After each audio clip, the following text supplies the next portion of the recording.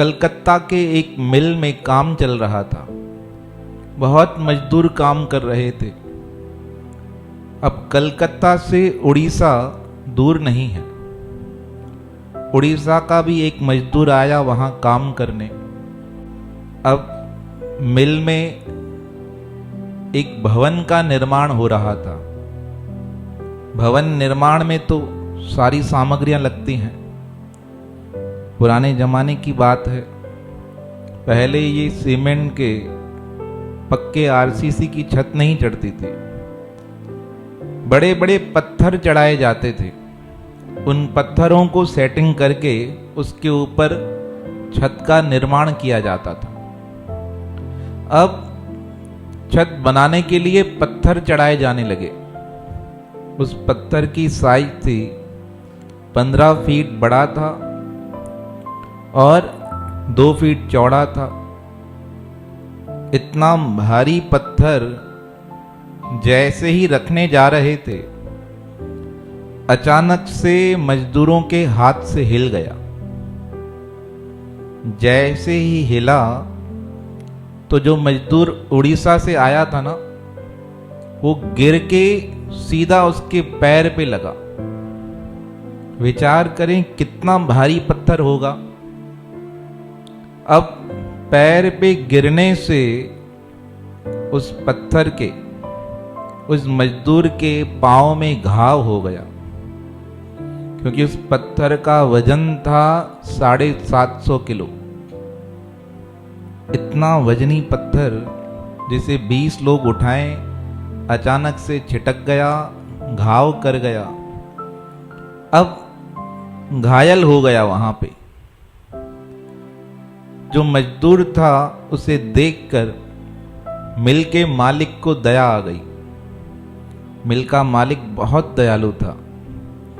उसने उस समय के सबसे बड़े हॉस्पिटल में उसका इलाज कराया।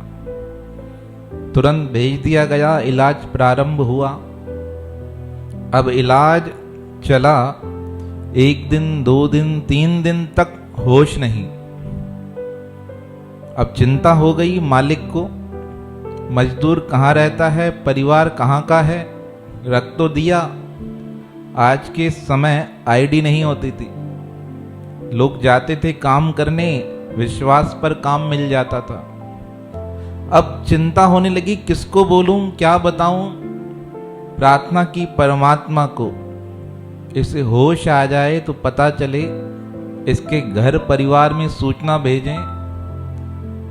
प्रार्थना की 2-3 घंटे बाद मजदूर को होश आया। डॉक्टरों ने कहा होश तो आ गया है, बात कर सकते हो, पर एक बात है, इसकी यह टांग काटनी पड़ेगी, क्योंकि जख्म हो गया है गहरा। नहीं तो सारे शरीर में जहर फैल जाएगा। डरते डरते कुछ मजदूर साथी उसके और मिल का मालिक उसके पास जाकर कहने लगे, तुम्हारी यह टांग काटनी पड़ेगी। सुनकर डर गया। कहा यह क्या बोलते हो?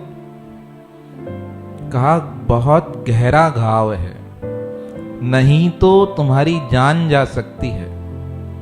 तुम्हारी जान से ऊपर कुछ नहीं है, इसलिए इस टांग को कटवा दो। मजदूर बहुत डरा। अब कुछ कर नहीं सकते थे।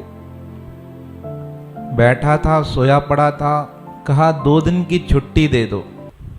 कहा कहाँ जाना है? कहा यहाँ रहता हूँ जहाँ पर, वहाँ मेरे भगवान का पिक्चर है, तस्वीर है, उसे लेकर आना है। डॉक्टर माने नहीं। कहा नहीं, हम नहीं जाने देंगे। कहा टांग तो वैसे ही काटनी है, चाहे आज काटो चाहे 2 दिन बाद काटो। समझाने लगे सब जहर फैल जाएगा। कहा नहीं, मुझे जाने दो। अब परमिशन मिल गई, घर आ गए। जैसे ही घर पहुंचे, जो विग्रह था भगवान का उसे देखकर रोने लगे। भगवान श्री जगन्नाथपुरी के चित्र में दर्शन हो रहे थे। उनके ही भक्त थे उड़ीसा में। अब उसी जगन्नाथ जी का विग्रह उस भक्त के घर लगा हुआ था। उसे देखकर प्रार्थना करने लगा, भगवान मैं तो आपका भक्त हूं, ये क्या हो गया मेरे साथ? मेरा पैर काटा जाना है, दया करो। अब चिल्लाने लगा, जगन्नाथ बाबा दया करो, जगन्नाथ बाबा दया करो। अब भगवान तो किस में रहते हैं? हर कण कण में है, हर जगह विद्यमान है। लोगों ने कहा, मजूरों ने कहा, साथियों ने कहा, चिल्लाते क्यों हो? जो चीज हुई है उसे स्वीकार कर लो। कहा नहीं, एक दिन भगवान के भरोसे है, अब जो होगा देखा जाएगा। रात्रि हुई पर नींद नहीं आई। मन में क्या चिंतन चल रहा था कि कल प्रातःकाल मेरा पैर काट दिया जाएगा। अब सारी रात एक ही पुकार, जगन्नाथ बाबा दया करो, जगन्नाथ बाबा दया करो। और चिल्लाते चिल्लाते आवाज बहुत तेज होने लगी। जब प्रार्थना होती है ना मन से, वो ऐसे ही भाव से होती है। कच्चे भाव से तो नॉर्मल प्रार्थना कर देते हम, मैं मेरा ये काम कर देना, ये प्रार्थना है, बच्चे को ऐसे कर देना, मेरे साथ ऐसे कर देना, मेरे घर पे यह दिक्कत है ऐसे कर देना।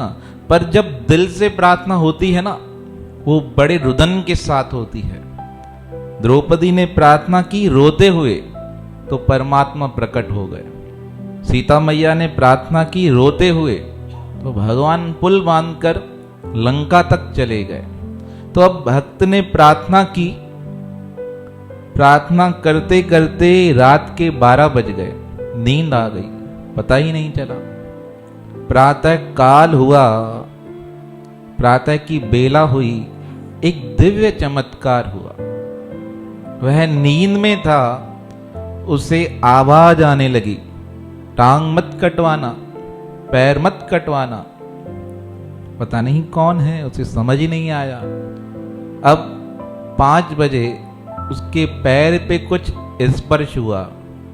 उसे लगा कि भगवान मेरे समीप खड़े हैं। इधर उधर देखे, समझ ही नहीं आए। ऊपर की तरफ देखे, उसे लगे सपना है। 2 मिनट तक पैर पर कुछ अनुभव हुआ और चीज अंतर ध्यान हो गई। नींद खुली, चिल्लाने लगा, क्या है, कौन है, कौन है? आसपास के साथी जग गए। कहा यार मुश्किल से तो तेरे को नींद आई थी, 12 बजे चिल्लाकर सोया था, जगन्नाथ बाबा दया करो दया करो, अब क्या हुआ? कहा मेरा पैर ठीक हो गया है। कहा कैसे? कहा देखो, चल के बताया। जिसे 8 लोग पकड़कर लेकर आए थे, पलंग पर चढ़ाकर लेकर आए थे, वो खड़ा हो गया तुरंत। उसे देखकर सब मजदूर हैरान। कहा ऐसे कैसे हो सकता है, क्या हुआ? कहा मेरे भगवान आए और मुझे ठीक करके गए। यकीन नहीं हुआ, प्रातःकाल हो गया। मिल के मालिक ने डॉक्टरों को भेजा था, उनकी टीम आ गई, कंपाउंडर आ गए, एम्बुलेंस लेके बैठाया, पकड़ के जबरदस्ती चलो। कहा यह तो झूठ बोलेगा, पर घाव गहरा है। वहां पहुंचे, हॉस्पिटल में अंदर लेकर गए। डॉक्टर देखकर हैरान कि जिसे पहले कल 4 लोग 8 लोग उठाकर लेकर गए थे, आज जल्दी से चलता हुआ आ रहा है। डॉक्टर ने कहा मजदूर यही है कि दूसरा है? अरे कहा मैं ही हूं भाई, कल मैं ही बीमार था। कहा घाव? कहा मैं यही तो बता रहा हूं, आज प्रातःकाल मेरा घाव ठीक हो गया। कहा कैसे ठीक हुआ? सारी बात बताई। डॉक्टरों को यकीन ही नहीं हुआ, ऐसे कैसे हो सकता है, कौन ठीक कर सकता है? पर अब जो होना था वो तो हो गया प्रभु की कृपा से। मजदूर तो चला गया, पर जो यह जीवन का लेख है, यह डॉक्टर ने अपनी पुस्तक में लिखा। कहा मैंने अपने जीवन में बहुत इलाज किए, पर ऐसा इलाज पहली बार देखा, जहां व्यक्ति की टांग कटने वाली थी, परमात्मा ने स्वयं आकर उसका इलाज कर दिया। यह डॉक्टर की पुस्तिका में अभी तक वह पुस्तक है, उसमें लेख लिखा हुआ है। तो जीवन में जब संकट आ जाए, जब दिक्कत हो, परमात्मा को सदैव साथ मानना। वह हर समय हमारे पास उपलब्ध रहता है, वह हमारे समीप आ जाता है।